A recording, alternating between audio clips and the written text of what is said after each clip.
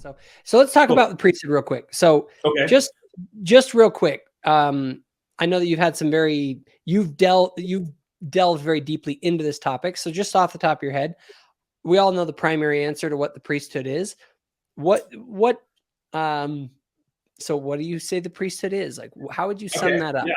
So I'm gonna invite the listener to temporarily suspend the classic answer to what is a priesthood, and we're not going to invalidate it, but we're going to kind of shelve it because it may not be the most useful way to think about priesthood. And that is the authority of God, authority of God to operate on the earth, or some variation. As a preface, real quick, Todd, are you going to differentiate between priesthood and priesthood keys by chance? Is that part of this?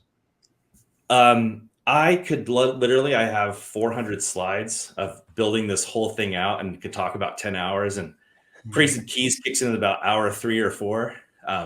So absolutely, we can do that. And that's what's going to be challenging about this conversation, is kind of talking through some concepts that would be really helpful if we were whiteboarding it, so we could pictorially kind of see how it.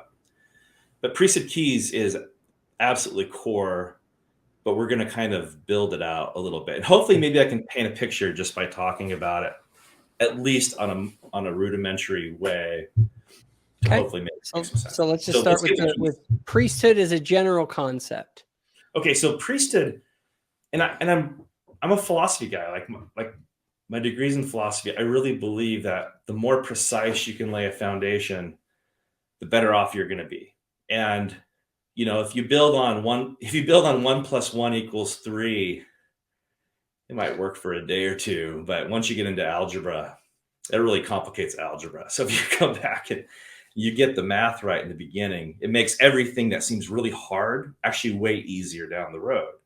So the fundamental definition of priesthood is an order. It's an order. It's an order of individuals. And what an order is a group of people with a shared characteristic. So just like a neighborhood is a group of neighbors, or a sisterhood is a group of sisters, or what else ends with hood? No, that makes sense. Those are good analogies. I like that. Like, you literally, when you get like a college degree, you put a hood on. That's where that hood comes from, right? Like Hugh Nibley talks about that. So priesthood is an organization of priests, or those who have the priestly characteristics. So a priesthood is literally an organization or an association of individuals. And Joseph Smith taught that all priesthood is Melchizedek, and there's just portions or degrees of it. So Levitical or Aaronic priesthood is part of the overarching Melchizedek priesthood, but it's a portion of it. And it's the portion that deals with the outward ordinances or the outward performances of the priesthood. So priesthood is an order, and an order follows a pattern. So the question is, and I'm going to be a little bit imprecise here because the depth of this is like mind-boggling, because it's the order after the Son of God, right? So like we know from D&C 107, that's actually the actual definition of priesthood, right? The name, I'm sorry, not the definition, but the name of it. So for example, like if you go into the Book of Mormon and you look up the term priesthood, I think it's only in there like a couple of times. Like you'll see the word priesthood maybe like 1 or 2 times, I think. You could probably do it right now and find out. But if you look up order, you're going to see it all over the place.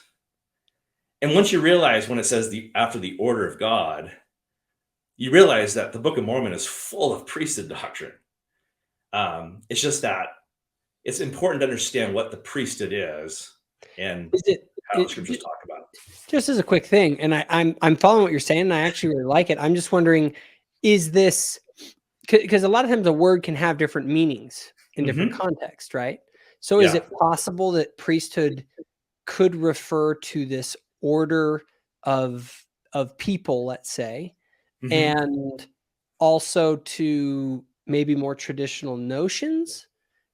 Yeah, kind of. Or maybe this is, and I don't know if this is even necessarily conflicts with traditional notions of priesthood, but I think so this this is such a broad topic. We really could do like a 20 hours on this. So I have to be really careful and make sure we keep it crisp and like organized. No, that's fine.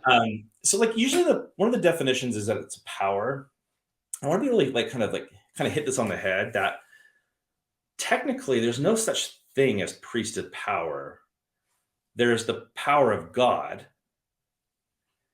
However, in the various ways you can describe that, like DNC 88 would talk about light and truth, maybe being the overall structure of eternity, the power of God that holds everything up. Light is law, there's the power of God. We sometimes we conflate this idea with priesthood and power, not sometimes, like all the time. But really what priesthood is, it's the order after the Son of God. And as you fulfill these different patterns of orders, depending on what orders you're fulfilling, you are accessing the power of God. So that's why it's easily conflatable. It's not that there's no power, but it's just, there's no such thing as, there's not like an ethereal power hanging up in the cosmos called priesthood. And men who have ordination have access to this cosmic priesthood power. No, there's just the power of God. And as you fulfill various orders within his priesthood, you have access to it. So that's, I find that really compelling. So yeah. One thing, because we do talk about the idea of priesthood office, priesthood power, and then the priesthood, and then priesthood keys. So it's funny because these things are all distinct things, but what you're saying, if not, let me see if I understand this right, is that these are all appendages of the order of God, and we are we access his power through conforming ourselves to this order. Yes.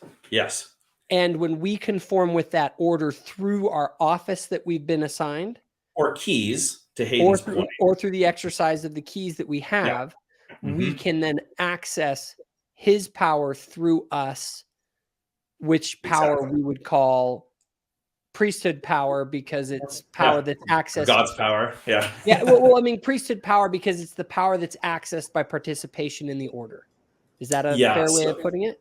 Yeah, I think it's pretty close. I think that's pretty close. So like offices have direct purposes, keys have direct purposes. Sometimes it's helpful to work from the top down a little bit. And so we can ask ourselves, and this is going to be a little bit imprecise, but like, what is the ultimate pattern of the priesthood? And the ultimate pattern is to become a high priest or a high priestess. In the DNC, it says in the church of the firstborn, but let's just say high priest and high priestess. And what a high priest and high priestess is think about the Old Testament temple. So what's happening? What is the high priest doing once a year in the Old Testament temple? I'll let you answer that one. Offering sacrifice on behalf of the people. He's offering sacrifice, and where is he going into? The Holy of Holies. The Holy of Holies. And so let's talk about real quickly what a Holy of Holies is. Like, if you had to put definition around that, Hayden, like how would you define the Holy of Holies? I think I'm not super read up on my Greek and Hebrew, but I think the idea is the place where God dwells. Is that right? Yeah, totally. So it's sort of the intersection of heaven and earth. So like if you think about Adam and Eve, they're in the presence of the Father, the Lord, and they separate out, and they go through a fall. And the whole idea of the plan of redemption, the plan of salvation, is to come back and reclaim that presence and that unity with our heavenly parents. That is the definition of going back into the presence of the Lord, is the definition of fulfilling the holy order. So priesthood, the order of the priesthood, to become a high priest and a high priestess, is someone who enters into the Holy of Holies, both physically and spiritually. If you enjoyed this video, give it a like and hit the subscribe button. Also, if you want more content, including the podcast, go to thoughtful-faith.com. Thanks for watching.